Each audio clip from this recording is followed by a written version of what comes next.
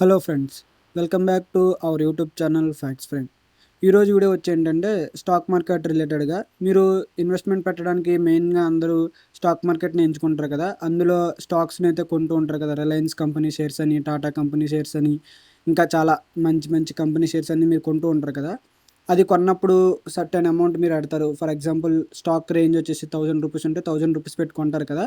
అది 1 కానీ 2 ఇయర్స్ అయిన తర్వాత మనకి ప్రాఫిట్స్ అయితే వస్తూ ఉంటాయి. లైక్ 1000 పెట్టుకున్న షేరు 2000 అయినప్పుడు మనకు 1000 ప్రాఫిట్ అయితే వస్తుంది కదా.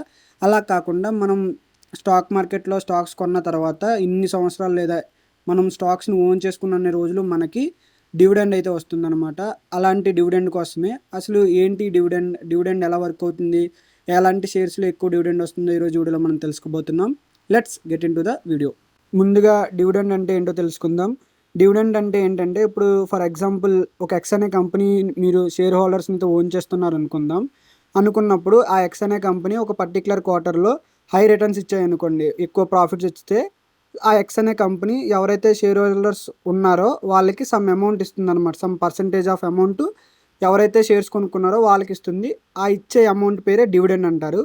ఈ డివిడెండ్ వర్క్ అవ్వడానికి 4 డేట్స్ అయితే ఉంటాయి. ఆ 4 డేట్స్ వచ్చేసి the declaration date, the X dividend date and the record date and the payment date. First declaration date అంటే ఏంటంటే, ఇప్పుడు నార్మల్గా ఆ కంపెనీ ఈ రోజున మేము డివిడెండ్ అనౌన్స్ చేస్తాము, డివిడెండ్ మీ అకౌంట్లో సెండ్ చేస్తామని చెప్పేదాన్ని డిక్లరేషన్ డేట్ అంటారు. నెక్స్ట్ వచ్చేసి ఎక్స్ డివిడెండ్ డేట్ అంటే ఏంటంటే, ఫర్ ఎగ్జాంపుల్ ఇప్పుడు ఆ ఎక్స్ కంపెనీ మీరు కొనలేదనుకోండి షేర్స్, ఎప్పుడైతే కంపెనీ డివిడెండ్ డిక్లేర్ చేసిందో ఆ డిక్లేర్ చేసిన టైంలోనే ఎక్స్ డివిడెండ్ డేట్ అయితే అనౌన్స్ చేస్తుంది. ఆ అనౌన్స్ చేసిన డేట్ కంటే మీరు ముందు కొనుక్కుంటే అప్పుడు మీరు డివిడెండ్కి ఎలిజిబుల్ అవుతారు, లేకపోతే ఎలిజిబుల్ అవ్వరు అనమాట.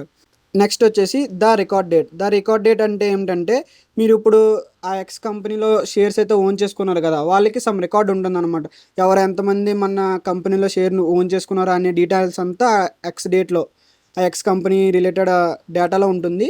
అది ఎక్స్ డివిడెండ్ డేట్ తర్వాత 2 డేస్లో అయితే ఆ డేట్ అయితే అనౌన్స్ చేస్తారు. నెక్స్ట్ వచ్చేసి పేమెంట్ డేట్. పేమెంట్ డేట్ అంటే ఏంటంటే, ఎప్పుడైతే మీకు మీ డివిడెండ్ మీ బ్యాంక్ అకౌంట్లో పడుతుందో చెప్పేదాన్ని పేమెంట్ డేట్ అంటారనమాట. ఇది entire dividend circulation.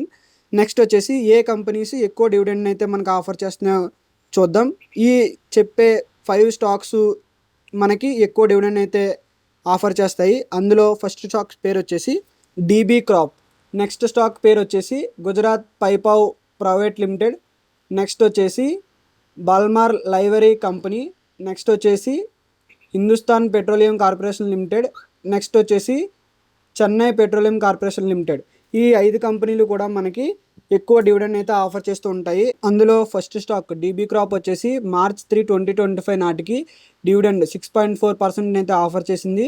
Next Gujarat Pipavav private limited company వచ్చేసి March 3న 5.7% అయితే డివిడెండ్ అయితే ఆఫర్ చేసింది.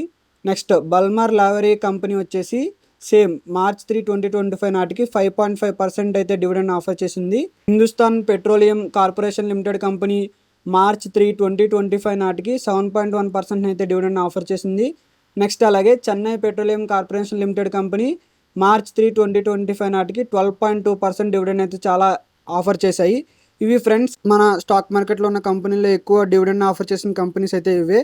ఇంకా మీరు స్టాక్ మార్కెట్ రిలేటెడ్గా లేదా ఇండివిజువల్ కంపెనీ ఫ్యూచర్లో గ్రో అవుతుందా లేదనే దాని గురించి కావాలనుకున్నా సరే కింద కమెంట్ సెక్షన్లో పిన్ చేసి పెట్టండి టెలిగ్రామ్ ఛానల్, అందులో జాయిన్ అవ్వండి. చివరి వరకు మన వీడియోని చూసినందుకు thank you guys. Before closing the video please hit the subscribe button and share the video. Thank you.